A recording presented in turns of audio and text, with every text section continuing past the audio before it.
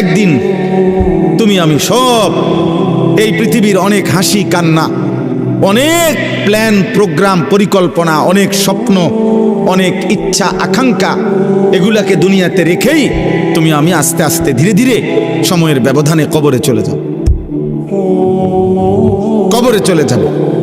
আমার মৃত্যু কিংবা আপনার মৃত্যু, কারো মৃত্যুতেই, নেককার মৃত্যু কিংবা নাফরমান মৃত্যু, কারো মৃত্যুতেই সূর্য চন্দ্রের গতি থামে না। রাসূলুল্লাহ সাল্লাল্লাহু আলাইহি সাল্লাম বলছেন, হাদিসের মধ্যে আছে, নবীজির একজন সন্তান হযরত ইব্রাহিম রাদিয়াল্লাহু তাআলা আনহু, নবীজির সন্তান ইন্তেকাল করছিলেন। তো সেদিন চন্দ্রগ্রহণ লাগছে, চন্দ্রগ্রহণ হয়েছিল। তো সাহাবারা কেউ কেউ মন্তব্য বা কেউ কেউ বলছে নিশ্চয় নবীজির সন্তানের বিরহে চন্দ্রগ্রহণ লাগছে। তখন আল্লাহর নবী সাল্লাল্লাহু আলাইহি ওয়াসাল্লাম তৎক্ষণাৎ সাহাবায়ে কেরামকে মসজিদের মধ্যে জমা করে, দেখেন অনেক ছেলে এখনো মোবাইল ধরে রাখছে, দেখেন, আহা, যাও বাবা বাইরে হয়ে যাও, বাইরে হয়ে যাও, আব্বা ঘুরে দাঁড়াইছো কেন, বাইরে হয়ে যাও, একবারে বের হয়ে গেলেই হলো, অসুবিধা কি? এখানে ভোটের কোনো বিষয় নাই। জি, অতএব বলতেছে রাসূলুল্লাহ সাল্লাল্লাহু আলাইহি ওয়াসাল্লাম তখন সাহাবায়ে কেরামকে মসজিদে নববীতে ডাকছে। ডাইকা নবীজি খুতবা দিয়া বলছে যে আল্লাহর কসম সাহাবারা শুনো, নিশ্চয়ই কারো মৃত্যুতে সূর্যগ্রহণ কিংবা চন্দ্রগ্রহণ হয় না, হয় না, বরং সেটা আল্লাহ তাআলার কুদরতি নিজাম। আল্লাহ তাআলার কুদরতি নিজাম, সব কিছু আল্লাহ তাআলা তার ধারাবাহিক নিজামে আল্লাহ তাআলাই চালাচ্ছে। এজন্য আজকে আমার প্রথম কথা এটা যে কবরবাসীদের মাগফিরাত কামনায় মাহফিল। ধরে নেন কবরবাসীদের কথা মনে পড়েন, ওনাদেরও অনেক স্বপ্ন আকাঙ্ক্ষা পরিকল্পনা ছিল। ব্যস্ততম এই দুনিয়ায় ওনারাও, আমার আব্বারে আমি যতদিন বুঝছিল, আমার আব্বারে আমি যতদিন দেখছি, আমার আব্বা ফজরের নামাজের পর থেকে রাত 10টা পর্যন্ত আব্বাকে দেখতাম। এক নম্বরে উনি মানুষের বাসায় বাসায় কুমিল্লা শহরে একটা সাইকেল দিয়া প্রাইভেট পড়াইতো, এই বাচ্চাদেরকে কোরআন শরীফ শিখাইতো। আমার আব্বা আলেম ছিলেন, 5 ওয়াক্ত নামাজ মসজিদে ইমামতি করতেন, আর একটা প্রাইমারি স্কুলে মাস্টারি করতেন। এই 3টা কাজ ছিল আব্বার মূল, মসজিদের 5 ওয়াক্তের ইমাম, আর প্রাইমারি স্কুলের মাস্টারি করতেন, আর মানুষের বাসায় বাসায় প্রাইভেট পড়াইতো তখনকার সময়। তো আমার মনে আছে আব্বার এই সারাটা বছর দেখতাম, কথা একটাই বেশি কইতো, আব্বা সময় নাই, আমার সময় নাই, যে এটা কইতাম মায় কইতো সময় নাই, সময় নাই, সব কিছুই তাড়াহুড়া, সময় নাই বাবা। ডাক্তার দেখাইতে গেছে, ডাক্তার সাহেবের কাছে আগেই দেখা করেন, ডাক্তার সাহেব আমার সময়, আমার নামাজ, আমার জামাতের টাইম হয়ে গেছে, আমার জামাতের টাইম হয়ে গেছে। এই যার হাতে 1 মিনিট সময় নাই, ব্যস্ততম মানুষটা, সেই 2015 সালের আগস্ট মাসে তিনি কবরে চলে গেছেন। আব্বা আজ তো পৃথিবীতে সময় আছে, আমার আব্বা তো নাই, আমার বাবা তো নাই। এই জন্য দোস্ত, তোমারে আমারে রাইখা কবরে দিয়া সময় তার সময়ের গতিতেই চলবে, সময় তার সময়ের গতিতেই চলবে। আবার আমাদের সামনে মহান আল্লাহ পাক রব্বুল আলামিন মাহে রমজান আবারও আমাদের সামনে এনে দিয়েছেন, আবারও সামনে নিয়ে আসছেন। আল্লাহ যেন বলে, বান্দা ঘুরে ঘুরে বিভিন্ন আঙ্গিকে আমি চেয়েছি, বান্দা মূল টার্গেট আমার, কখনো শবে বরাত দিলাম, কখনো রমজান দিলাম, শবে কদর দিলাম, এতেকাফ করতে বললাম, মুহররমে আশুরা দিলাম, জিলহজ মাসের নফল রোজা রাখার সময়গুলো দিলাম। এরপরে সারা বছর আমি আল্লাহ তাআলা প্রতিদিন শেষ রাত্রে আমি আল্লাহ তাআলা বান্দা তোমাকে ডাকলাম, প্রত্যেক শেষ রাতে আমি গুনাহ মাফ করার জন্য আমি ডাকি, শবে বরাতে গুনাহ মাফ করার জন্য আমি ডাকি, জুমার রাত্রে আমি গুনাহ মাফ করার জন্য আমি ডাকি, মুহররমে আশুরাকে কেন্দ্র করে গুনাহ মাফ করার জন্য আমি আল্লাহ ডাকি, রমজানের প্রতি সেকেন্ড ওয়ালিল্লাহি উতাকাউ মিনান নার, আল্লাহর জন্য আল্লাহ তাআলা প্রত্যেক রাত্রিতে কোটি কোটি বান্দার গুনাহ মাফ করে।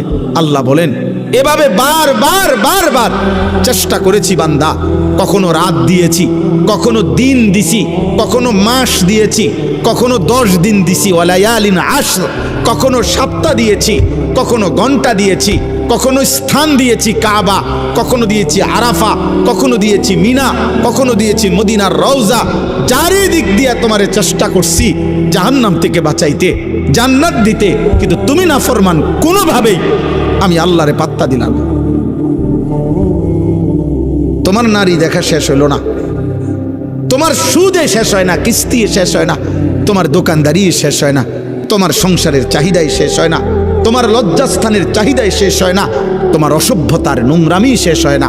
হায় নাফরমান, একদিন শেষ হবে, সেদিন যেদিন তোর মুখের উপরে কবরের মাটি ফেলবে। দুনিয়া তোকে একদিন মাটি মারবে, মাটি।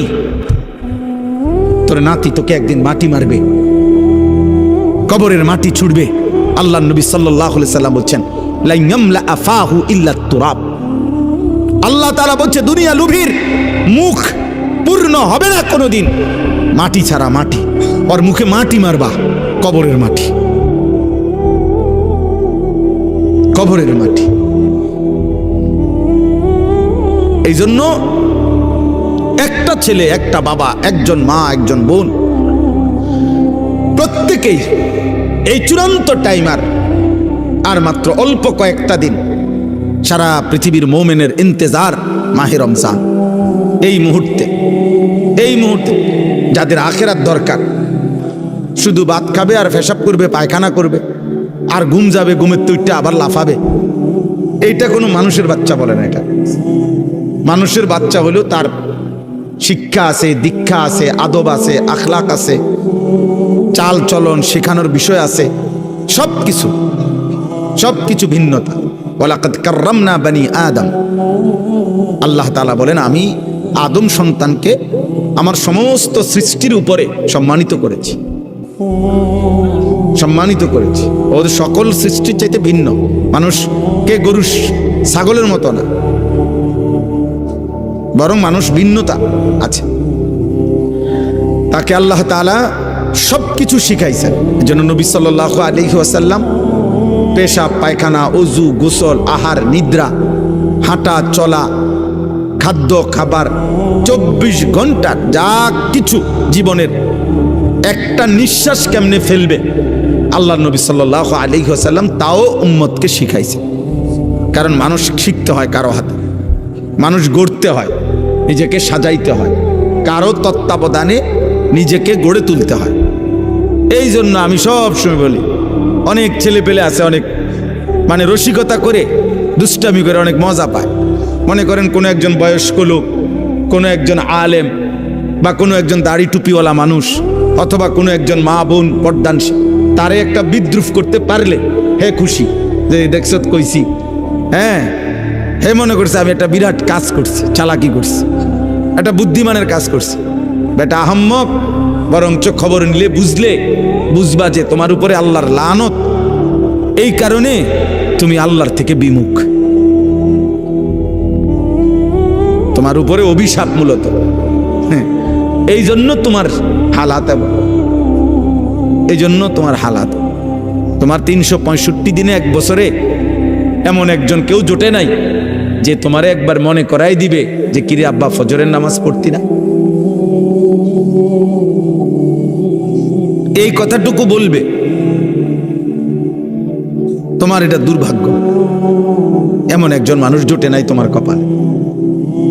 তোমার 24 ঘন্টা পার হইয়া এখন তোমার ঘুমের টাইম, রাত 12টা, তোমারে কেউ একজন মানুষ তোমার কপালে জোটে নাই যে তোমাকে জিজ্ঞেস করবে যে বাবা আজকে সারাদিনে 5 ওয়াক্ত নামাজ পড়ছো কিনা। এই কথাটা জিজ্ঞাইবার মতো একজন মানুষ তার কপালে নেই। এর চাইতে বড় লানত তার কপালে আর কি? এর চাইতে বড় অভিশাপ কি আর? খায় দায়, ঘুম যায়, আবার উঠে পেশাব পায়খানা করে, জন্তু জানোয়ারের মতো। জানোয়ার খায় দায়, ঘুমায়, পেশাব পায়খানা করে, আবার উঠে।